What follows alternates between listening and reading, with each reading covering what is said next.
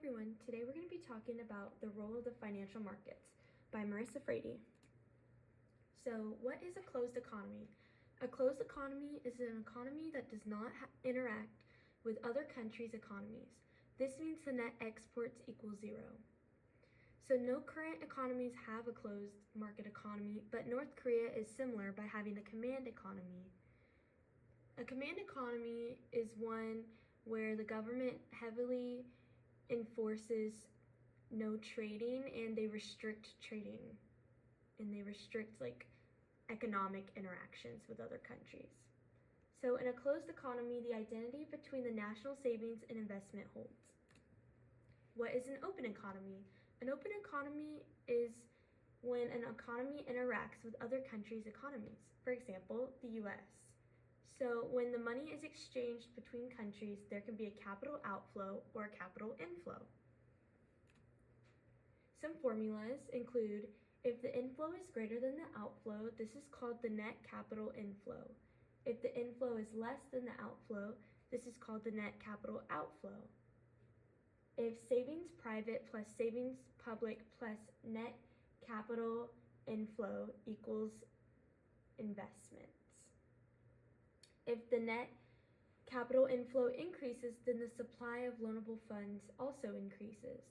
Inflow is greater than outflow, then the investment is greater than national savings. If the inflow is less than outflow, then the investment is less than national savings. If the inflow is equal to the outflow, then the investment equals national savings.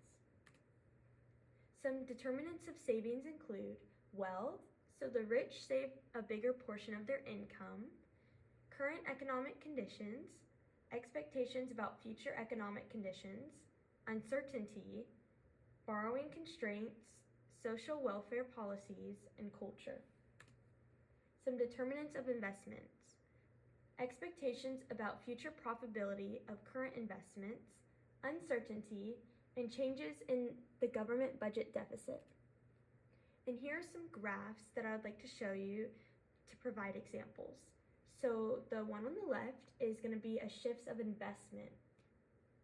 And this graph says, assume that because of the weak economy, people become uncertain about future interest on the investments.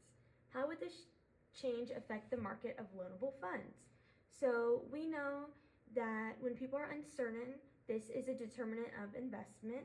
So the investment decreases and the graph, the line for investment shifts to the left while the savings remain the same. So since this investment decreases, the